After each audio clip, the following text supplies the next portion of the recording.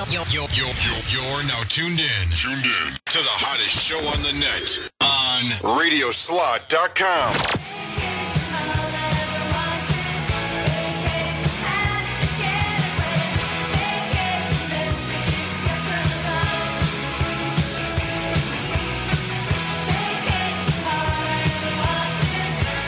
Wednesday, so it must be Talking Timeshare. At least that's what the music tells me.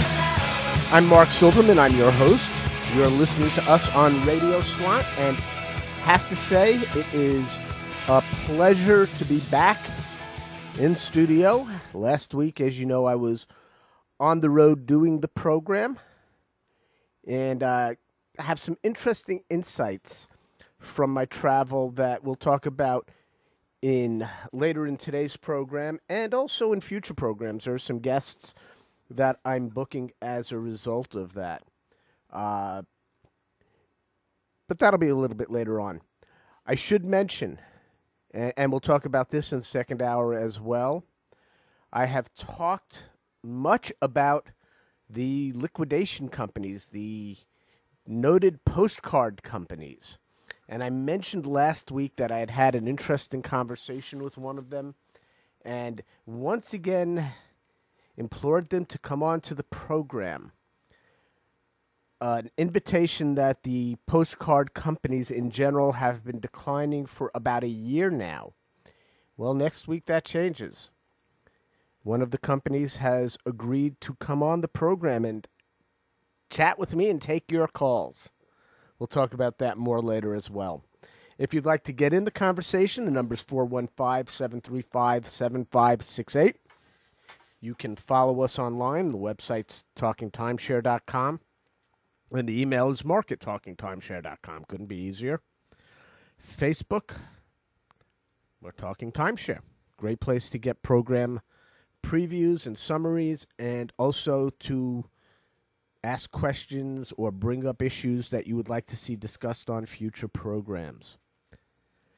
Let's, now that we have the housekeeping out of the way, I'm going to bring on my first guest today, somebody who's been in the industry for a long time. I've interviewed him for my column in the past, and he's in an interesting space, one that we've talked about, and some have been critical of in the past, the space he occupies. And we're going to talk about that as well. Wes Kogelman from Buy a Timeshare. If I press this button, Wes, are you standing by? Yes, Mark. How are you doing today? Good. Thank you for joining us. You've been, as a matter of fact, you're fresh off an appearance where you were speaking about many of the things we're going to talk about, aren't you? Absolutely. I've been talking about this subject 3 different conferences this year, so. Tell us a little bit about, give us a quick intro to buyatimeshare.com.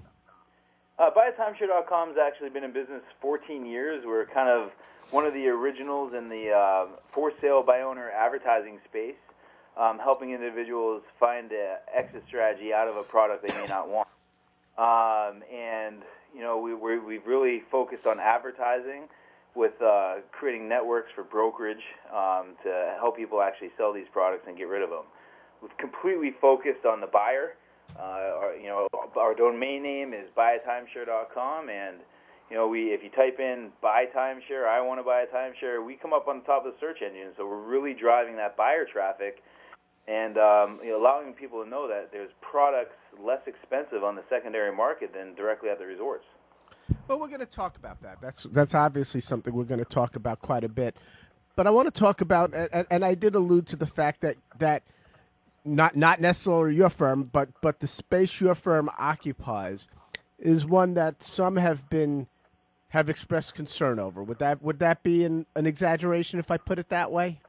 You're being very polite, Mark. Thank you. Some of the issues have been voiced by, for instance, there's a licensed timeshare brokers resale association that only has brokers that don't take any upfront fees at all. But, of course, they might get a larger slice of a sale that takes place. But they only get paid if a sale is completed.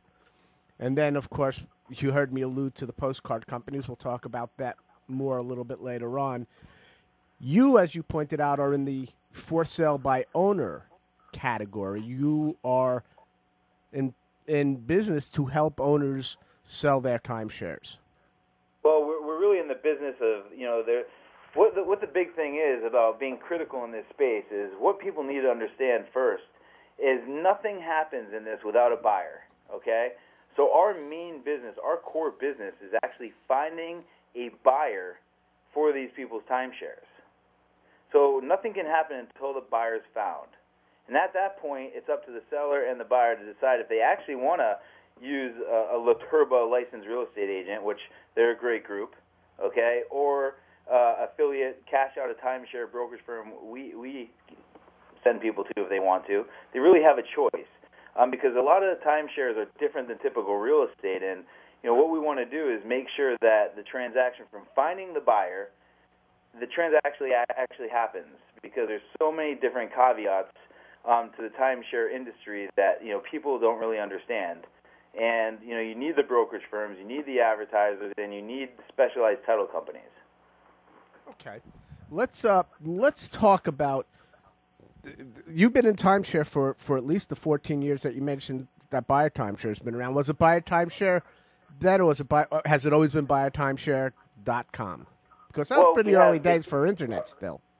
Yeah, I mean, we actually had vacation property resales back then, but we had all these other domain names that directed right to this. So BuyerTimeshare.com is part of that domain name. That's when we really started focusing on the buyer, and that was years and years ago, probably 9 years ago. I mean, one thing that happens in this space, everyone was aggressively attacking sellers because, there's a point where no one had a way out. The resorts don't help them. Brokerage firms don't have the means to advertise aggressively and take hold of this new technology like search engine optimization, pay-per-click, which is paid advertisements on Google you're very familiar with, right, and Yahoo and MSN. So, you need to capitalize on that space, and that's really what allows people to get their property seen is by those means of advertising. So we really pool the resources to spend the money on these new technologies. Now timeshare has been around for well over 30 years, and the secondary market has never really fully blossomed in terms of sellers getting what they perceive as value for their timeshare. Would that be a fair assessment? Oh, absolutely. I mean, that's a major problem in the business. A lot of people think back in the day, they may have been sold as investments, and they're not a monetary investment. They're an investment in lifestyle. Right. So the whole business, especially in the last 10 years, has completely changed. And I'm really, really seeing a shift in the market right now that a lot of the legacy resorts, resorts that their owner base is over 65 years old, really see a reason why they want to, create a resale channel, legitimate one, by utilizing these new technologies. So you point out one of the initial problems with the resale industry. I agree with that. People left owning timeshare with an unrealistic expectation of what they might get at the other end of their timeshare experience when they went to sell. Absolutely, and we say your timeshare is only worth what someone's willing to pay for it. Right. Now, to jump ahead a little bit, on the flip side of that equation is the impact that the postcard companies have had on the secondary market, which totally throws that realistic buyer, realistic seller, equation out of kilter, because now the market is flooded with dollar deeds. Absolutely, it does cause a real big problem. But at it causes a huge problem. The unfortunate thing is the customer's happy because they're out of the timeshare. Okay, but they aren't. I look at this, and I know you're going to have them on your show in upcoming week. That's great. But I look at it as being, you're not really helping the industry out.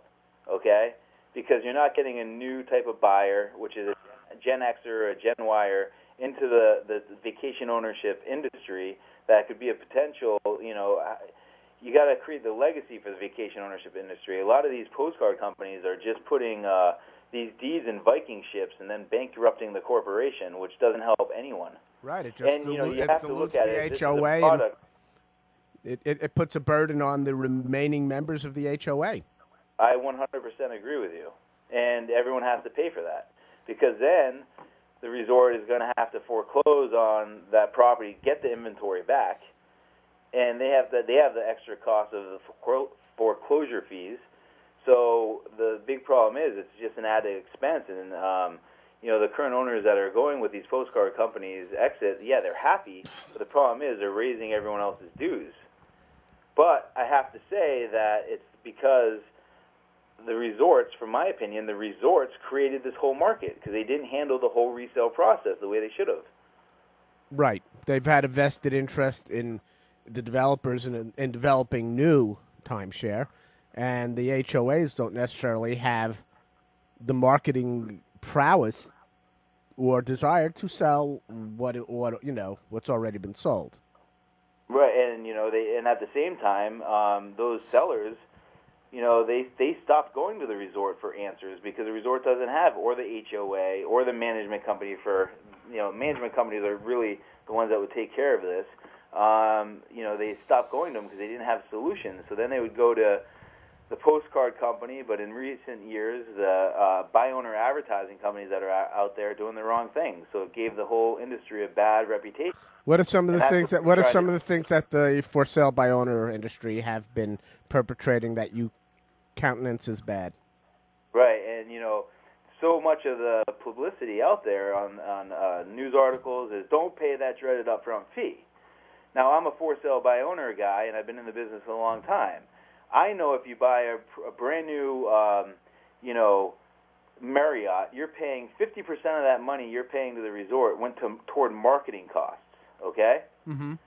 So the reason why brokers are great. Hey, they do a great job.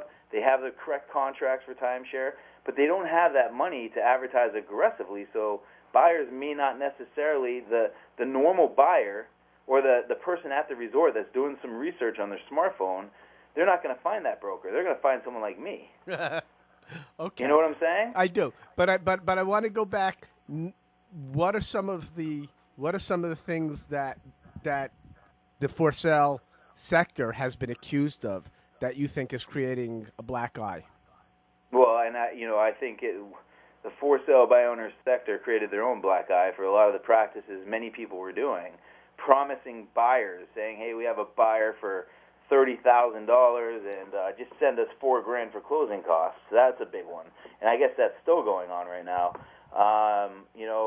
It's just promising sales in 30 days and overextending themselves and charging people all this money, and then they're out of business. And the Department of Agriculture and the Attorney General has done a good job, going after these people. But the real criminals pick up and move every month, so you're never going to catch up to them. You think Florida's new law is going to have any impact on the abuses? I think ARDA's new law for us, we actually took that law and embraced it and use it everywhere, all over the world. So if you called me from Australia and you wanted to sign up, yeah, you will pay an advertising fee, and we do put that to use immediately, where you can see your ad, you can see we actually individual SEO individual people's ads. So we use that advertising dollar, and we're all over the place. But they did, I think, the legitimate companies like myself use that law and embrace these laws to make your practice better, make your customer service better, make the whole thing, protect your consumers, data, protect everything. And that's what we've done. We've developed systems around this. We don't even, if someone pays us, they pay themselves. None of my people touch credit cards. So we're so compliant. I've used this as a real, propulsion to make us a heck of a lot better. So I'm all about the ARDA laws, what they've done. What would you, okay, now, as a for sale by owner, and none of your people are licensed real estate brokers, is that safe to say, or do you have any? No, for by I'm sure they are not, correct. Okay, so that means they cannot consult, for instance, on price for a seller, can they? No, absolutely not. And, that's one of the things that owners really want to hear, okay? And owners really push my reps. I'm actively involved in my training process, especially with all this. Owners will push reps to try to tell them, okay, without doing any research. So we have a set of 3 questions that, you can't guide anyone on a high price, because if I told someone their property is worth $30,000, that's really bad, right? That's what a lot of people were doing. And if I told them that it's worth $2,000, that's still pricing their property, okay? Right. So either way, you can't do. So we have a series of questions that we actually straight out say to owners that, hey, this is a tagline exactly. You have to understand we're a for sale by owner advertising company. It's illegal for us to price your property or give you a time of sale. And that one cent, that's after we ask 3 questions. How much would you like to get right away? If the person tells us, that's what we advertise it for, okay? And then how much would you like to get? How much did you pay? Are you looking to get what you paid for it? And if they say, oh, that'd be great, move on. But if they keep pushing the rep, which most people do, we simply say, we're for sale by owner advertising to make sure they know that we're not a broker, and it's illegal for us to price the property and give you a time of sale. So, Wes, let's go back. Let's kind of almost role play this for a minute, because you and I both know, unless it's a Four Seasons, a Marriott, a Hyatt, or something, one of the top premier brands, most of the timeshare on the secondary market probably has a value in the, let's say, to be generous, $1,000 to $4,000 range. I would think that would be fair and generous, wouldn't you? Well, fair and generous, but then you have those, like you just said, the Marriott, Hyatts, Hiltons, right? Wyndhams that do really well. But let's not talk about those. Let's talk about, let's talk about your Chevys of timeshare. Let's talk about your just basic, okay location, non-name brand, decent timeshare, decent location, but nothing out of the ordinary. So, yep. They bought it new 12 years ago for $15,000. It was real estate. In their mind, it could be worth $30,000, or at least that $15,000 in their mind. You and I both know it's worth $3,000. What is the conversation like when they call up and they say, yeah, I want to get $25,000. I'd like to get $25,000, but I'd probably take $15,000 at this point. Then what would you like to get? That's exactly how it goes. How much would you like to place your property on the market for? I'd like to sell it for $25,000, but that would be asking. So I'm willing to negotiate from that. But I'd like to put it up for $25,000. All right, put it up for $25,000, and you'll get offers. Obviously people are going to put in less, and that's you can always reduce your price at any time. And what would my listing fee be then? $600. Okay. So advertising fee. We don't list properties. We advertise them. The advertising. Okay. Yep. So there's a correlation. I mean, we are an advertising company at whole. So if you wanted to put it for $1 million, we'd advertise it for $1 million. If you want to put it for $1, we'd put it for $1. But okay. It's what you want to put it for, Mark. But at that point, the conversation we just had, and of course you adhering to the law, you and I both know that $600 is never going to amount to an offer anywhere close to what I'm hoping for, and it could go. How long will my listing be up? Until sold, if you're active. I mean, if you haven't called us and you haven't reduced your price within 12 months, it'll come down. But it'll stay active if you continue to lower your price and work and do things to your online account, because we have a free online account where you can see traffic to your property and all this stuff. You can lower your price. You can add a lot of resort description, reviews, and all this. So if you have zero activity, then it'll come down after 12 months. Does BuyATimeshare.com act in any way as a middleman fielding offers? In other words, if somebody offers $500, or is that just done? Do they click on my thing and it comes right to me without you guys in the middle? Yeah, exactly, Mark. That's exactly what we do. What happens is every person gets an ad, and it has pictures of the resort and everything, and there's an ask question, make an offer icon on your individual ad. At that point, unlike other companies out there that I've always disagreed with, they would funnel that to a brokerage firm, so they could possibly negotiate a commission. Mm-hmm. It's all processed through our technology. We're big on technology here, and it automatically goes to the owner. In fact, we protect not only the seller data, but the buyer data from phishing scams, like the Nigerian scams that happen. So they have to actually log on to an online account and accept decline or counteroffer. So we keep a track of what's going on in our system, and if anyone's trying to fish for money and scams, we block them immediately. We have CAPTCHA software, so robots can't do it. I mean, we've really done our very best utilizing technology to protect not only the buyer, but also the seller. More importantly, the seller. What do you find? Well, you've mentioned a couple of the technology aspects of this that I find interesting. I'm going to want to talk more about. I would, if I were at a presentation, I know I would be whipping out my smartphone to see what kind of pricing I could get for the same inventory. How do you think the developers are going to respond to that? Well, they definitely don't like it. I'll tell them that. But the developer is a product. This is the resale market, a product of their unwillingness to handle the resale problem. The only reason I exist as a for sale by owner is because I found a better mousetrap on the resale. Okay, they haven't even put a mousetrap in place yet. So these postcard companies that are doing them, they're making the customer happy. That's a byproduct of them not handling business. Starwood and Marriott tried a number of years ago to put in a strong second resale program that died very, very quickly. Right, and you have to, they're really good at selling product at that resort, right? They have awesome salespeople, probably the best in any sort of industry whatsoever. But this is a different thing. We're dealing with major technologies, search engine optimization, advertising. We're going after the people that want to buy instead of trying to force something down their throat. So the people that want to buy, that are sitting at the table at a resort, they go to us, research. They find out an owner's asking $6,000. The resort's trying to pitch them $45,000. They make an offer right on the website while they're at the resort presentation. And that does happen, but the resort's benefiting because A, you're getting someone out of the product that's not happy, okay, and B, you're getting a new type of buyer in a Gen X or a Gen Y-er that's going to pay the assessments and the dues and everything. They're going to pay. They want the product. That's why they bought it. They went to buy it. It wasn't forced down their throat. And if you look at the new data, the American Resort Development Association, the AIF data, people are really happy buying resales. More people are going resale to buy-owner companies like us. They feel comfortable with the main companies that are out there. They enjoy the product. They want the product, and they pay the dues. Now, they almost trust the resale companies now, the buyers, more than the developers. This is some interesting data that just came out.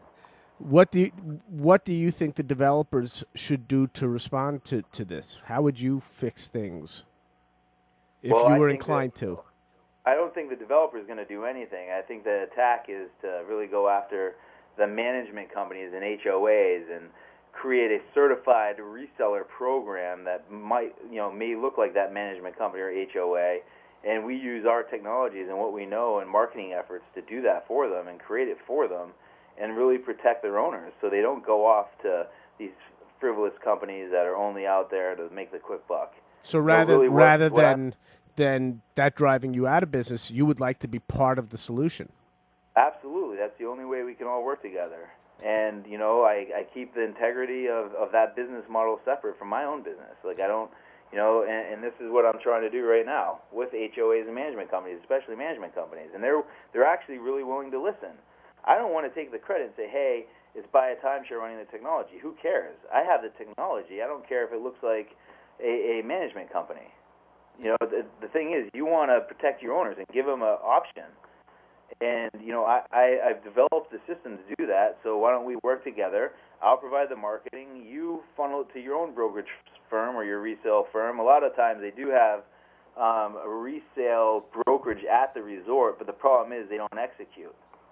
Wes, let me take a break right here. We're talking to Wes Kogelman, founder and CEO of BuyATimeshare.com. You're listening to Talking Timeshare here on Radio Slot. Back after these messages, and we'll talk a little bit more about the secondary market and the developers. Some exotic booze. There's a bar in far Bombay. Come on and fly with me. Let's fly away.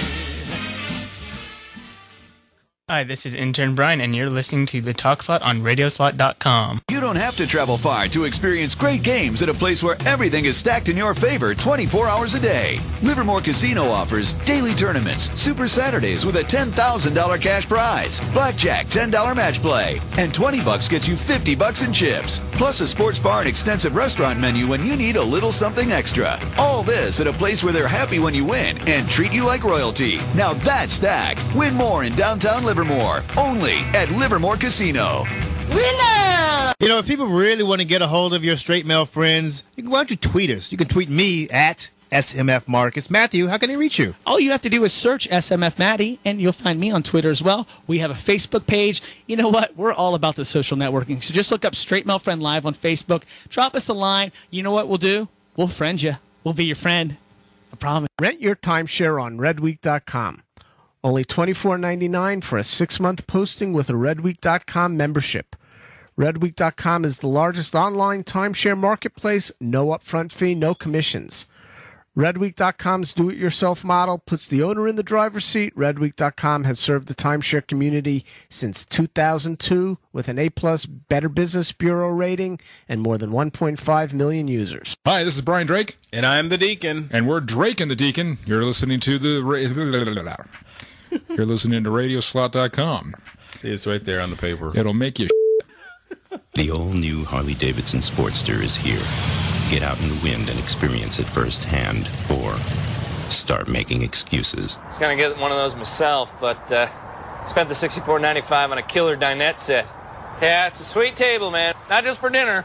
It's dinette, but you can have breakfast, too. And lunch. But you'll have to dig deep to convince yourself anything else could be as satisfying. Yeah, I just sit at the head of the table. I feel like a king or something. The bike you've always wanted starts at $6,495. Harley, dinette set. It's a tough decision. The new Sportster. It's time to ride. America needs jobs, and housing creates them. For every 2 homes sold, 1 job is created. That's 2.5 million American jobs created or maintained in an average year of home sales. Each home purchased pumps nearly $60,000 into the economy, and home ownership accounts for over $2 trillion of our GDP. The National Association of Realtors supports responsible housing finance reform. We believe that home ownership plays a pivotal role in growing our economy. Learn more at houselogic.com/jobs. All figures based on NAR research. Don't touch that dial. You don't know where it's been. Radioslot.com. Get out the map, and lay your finger anywhere down. Leave the figure in those we pass on our way. Welcome back to Talking Timeshare. I'm your host, Mark Silverman. We've got a full program today, and we are chatting this hour with Wes Kogelman, founder CEO of BuyATimeshare.com. Wes, let's talk about the developers for a minute. The secondary market, a lot of people obviously are going to agree that the pricing is so much more aggressive on the secondary market. But if the developers don't have a motive to create new timeshare, where's that going to come from ultimately? Well, I think ultimately they move on and build another project. And that's kind of the whole problem. If you have some of these legacy resorts that the owner base is 65, 70, their kids have been going to the same place, the children don't even want the liability because the resort hasn't changed in a long time, and you really need a new type of owner to come in and pay assessments and build HOA so you can renovate that resort. It is tough. But certain resorts are sold out on their best possible weeks, and they have salespeople that can't even sell their best season weeks.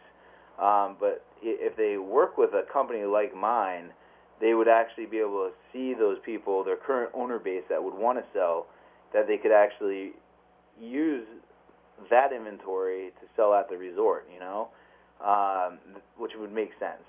Because then you're getting a new owner and you're getting new people spending money, and that's what needs to happen. But as a listing company, how much of a consultative role can you play in the transaction? Helping somebody select region, size of unit, even developer? Well, you definitely have to change your business model a little bit, and that's what we're looking to do. We're seeking people that are really wanting to find a solution and work to customize a business model that works for that management company, that HOA, that developer. Okay. Through our technology, their strengths, utilizing their core competencies and our core competencies to work together. Now, putting everybody's motives into the best possible light. If I go to a presentation and I'm speaking to a licensed real estate, someone with a real estate license representing the developer, because ultimately at any timeshare sales presentation, you're going to be in front of a licensed real estate person at some point, whether it's a liner, closer type setup. The closer is going to have the license, right? Correct. Okay, so he can consult rather than just give information, and he can. Ideally, they would be helping me to choose the right size unit for me. For instance, I'll admit 20 years ago when I bought my first timeshare, I did buy on the secondary market, and I thought I was pretty smart. There were 4 people in my family, and we weren't going to be growing our family. I got a 1-bedroom that sleeps 6, and it's not okay for me. But I've regretted that one aspect. A 2-bedroom would have traded even better than my 1-bedroom. And if I had somebody really, and since I've never gone to my home resort, exchanging was very important to me. If I had a professional consultant rather than an order taker, I might have ended up with a 2-bedroom for maybe a couple of dollars more.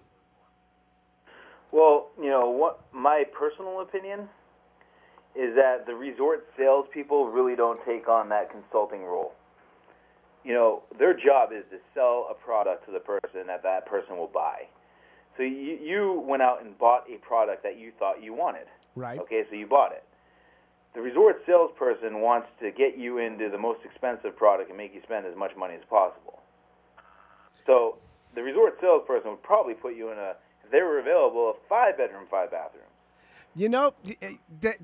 That's easy and almost a little cynical to say, but I have to say, it's been a while that I've been on on one side of on the other side of the round table, but what I was pretty surprised at the end of the day, that the buyer was that every buyer that left there was basically getting the same price for the comparable inventory.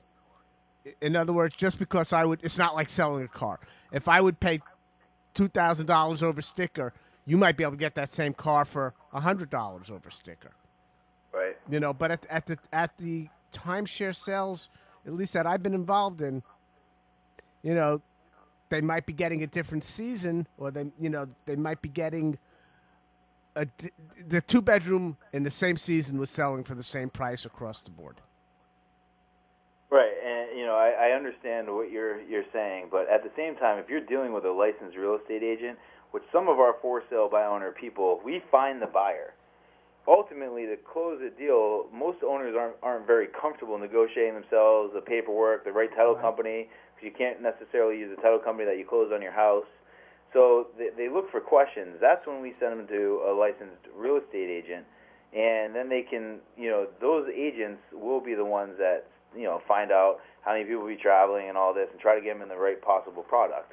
So with that being said, I think, on the resale market, we do, the brokerage takes a consultative role in that. And, like you said earlier in the program, these people are at the resort using their smartphone, doing research before they buy what that resort developer salesperson is trying to get them in the product to see comparative prices. So, we really can piggyback on each other and help the whole vacation ownership industry if it's done properly. Now, many of the developers, in an attempt to hold on to their market share, have withheld certain perks from the secondary market. Marriott Rewards, for instance, you can't get if you're buying from another owner. Mm-hmm. Yeah, or like VIP membership at Wyndham, but you have to these people with these huge point packages will come to us to get more points. They're already a VIP member, so they get more points buying, say 500,000 points on the resale market at a discounted rate, they're already a VIP member, so it doesn't matter. That just comes in under the right. They still have the same privileges. Exactly. Speaking of points, what are you seeing in terms of trends for buyers? Are they gravitating towards points more than weeks or locations? What do you see? Definitely locations. Point systems are popular because every time they go to the resort's trying to upsell them on a point system, right? Right. So people are inquiring, and they may have not had the great experiences like you have had with trading their initial timeshare. So they think that there's a perceived value in going to a point system where they may be able to trade and utilize it in a better fashion. Most point systems, like if you're talking about Marriott, you're going to be able to use that Marriott Vacation Club at all their Marriott locations. So they've kind of created their own exchange, which is nice. I mean, it's a good product. They take care of business. Do you find points to be as flexible as the industry would have you believe? I don't find anything as flexible as the industry would have us believe. But if you're knowledgeable and you utilize the points in the way and you actually do your research, you can use them in the right way. What are some of the one of the point systems that you is great out where you are is WorldMark. You can transfer within owners.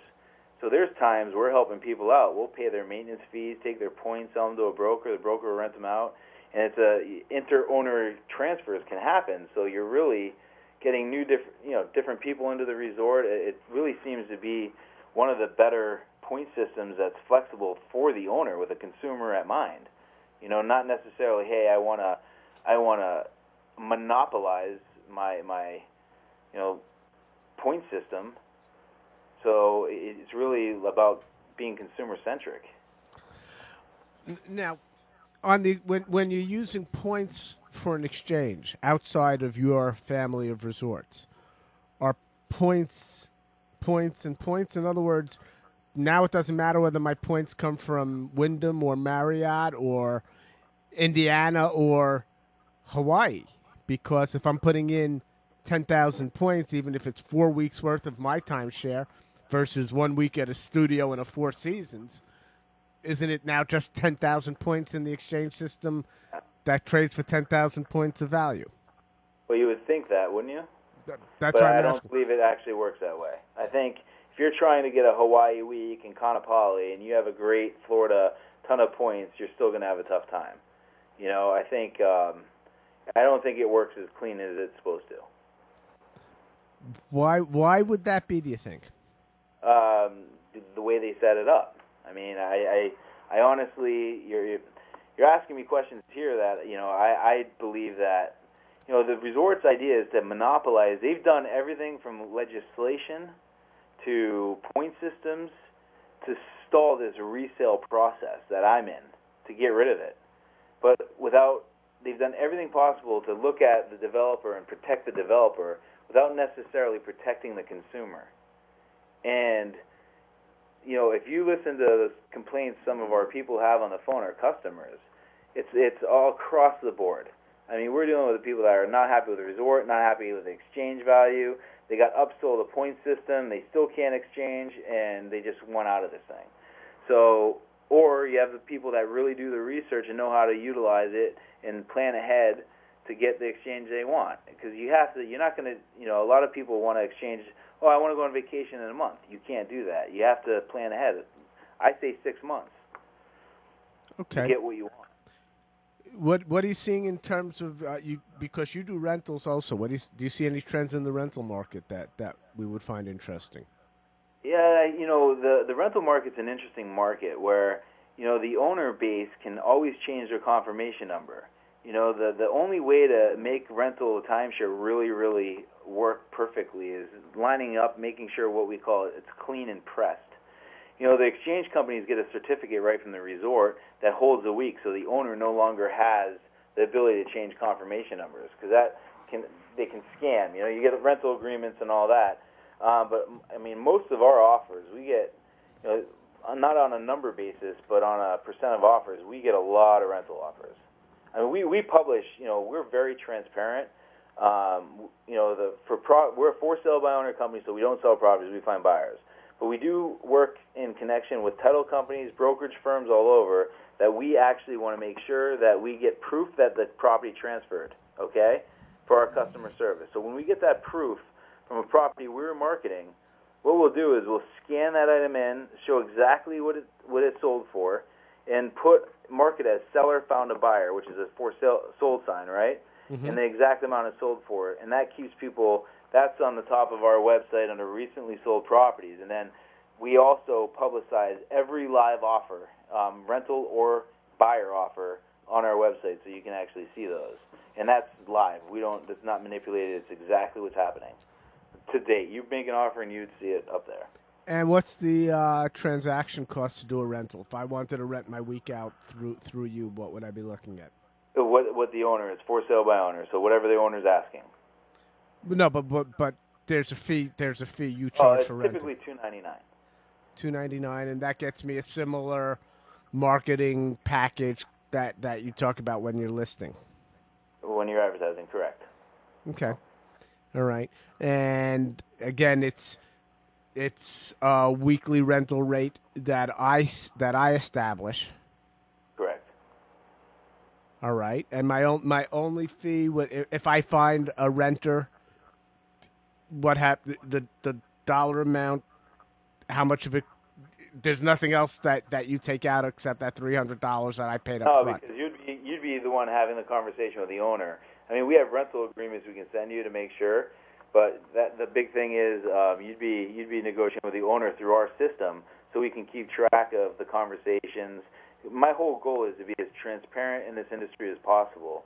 So we want to keep track of the accepted, decline, counteroffer, what's happening, making sure that the offer is getting to the owner and they know to log into their account to accept, decline, or counteroffer, protecting them, making sure that they're not going to get scammed by another. There was a phishing scam that acted like the person was a real one of the big title companies out there, and we were actually reporting it back to their lawyers and everything so they could catch them. But our major focus is really protecting our owner base and the vacation ownership customer. Wes, in your opinion, what is the ramification for an owner? Say, like you said, they're boomers, whatever, or they're in their 70s, and their kids don't want it, their grandkids don't want it. What if they just walk away from it? What's the ramification? Well, they could, the resorts have been known, not all of them, but they will, if you walk away from it, you don't pay your dues. It's like walking away from a credit card debt. They're going to report it to your credit, and ultimately it'll get foreclosed on, which costs the resorts money to start the foreclosure process, anywhere from, I've seen $900 on average to $3,700 that it costs the resorts and legal fees to foreclose on it, and ultimately those fees have to be tacked on somewhere, so it goes to the owner. I have a woman, though, for instance, who emailed me. She's 88. She had said to me in email that she's not long for this marble here. And her kids don't want it. She's not buying a house, she's not buying a car. So what if they put a blemish on her credit report? Right. No, I agree. They don't, and she's smart. Well, no, she's worried. I've been trying to tell her. Okay. She's worried, but is there's not a real downside to it? No, there really isn't. I mean, and a lot of the good resorts right now, legacy or not, are having hardship programs where they'll take some of the deeds back, and that's so it doesn't go on these Viking ships that you were talking about, the postcard companies. Mm-hmm. And that new Florida law is actually creating an obligation. If you're a brokerage firm or involved in this process, and that supposable buyer and that property gets transferred to someone that's not going to pay maintenance fees, it can be up to a $10,000 fine. And I think even Colorado, if I'm not correct, I may be mixing up the laws, it's a criminal offense, and you can get like a felony for it.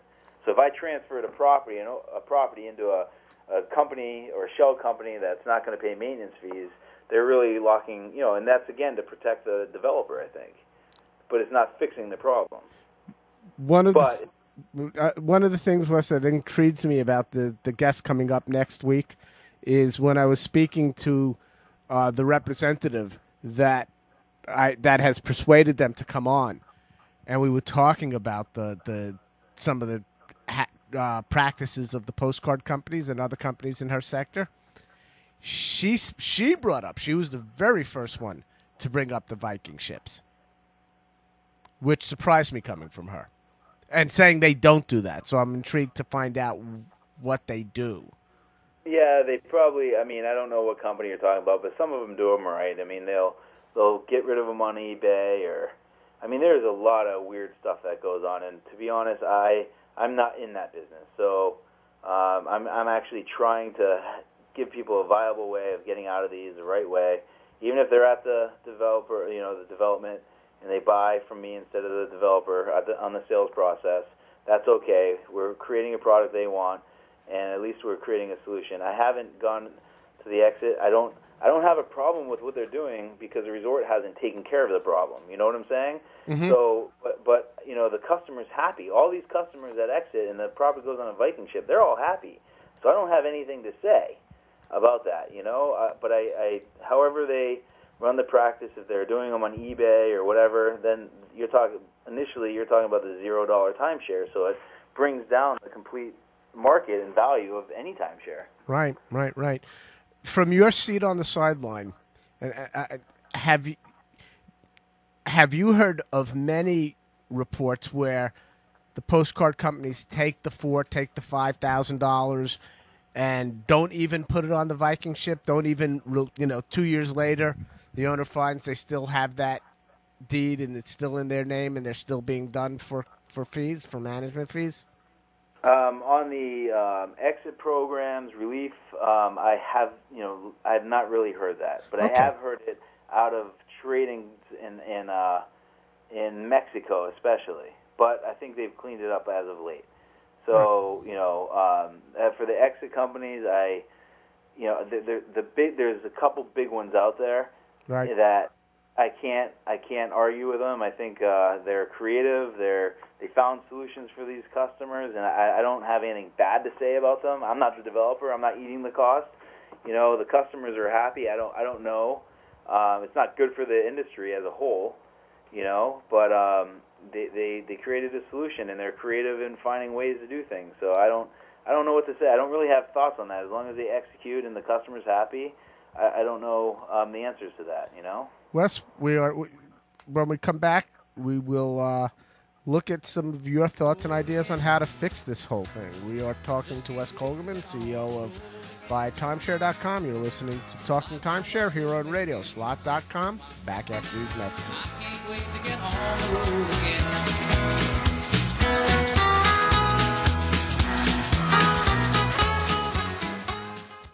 Hi, it's Maddie from Straight Mail Friend Live, and you are listening to the Talk Slot. Stay right here. It's RadioSlot.com. Sell your timeshare on RedWeek.com. Only $59.99 for a 12-month posting with a RedWeek.com membership. RedWeek.com is the largest online timeshare marketplace, more than 5,000 timeshare resorts on the site. No upfront fee, no commissions. RedWeek.com's do-it-yourself model puts the owner in the driver's seat, serving the timeshare industry since 2002 with an A-plus Better Business Bureau rating and more than 1.5 million users. What is up? This is Marcus, one of the hosts of Straight Mail Friend Live. You can catch me and my partner in crime, Matthew Stout. I'm the one who's smart. He's the one who's still learning to read. You can catch us every single Thursday from 5 to 7 p.m. Pacific time here on RadioSlot.com. If you want to follow me, please do. At SMF Marcus. Love to hear from you. Tony. Here. Mario. Yeah. Louis. Bada boom. That's it, gentlemen. Welcome to the biggest Italian club in the whole entire city. Well, actually, there is one Italian club that's bigger. Who would do this? Well, Subway.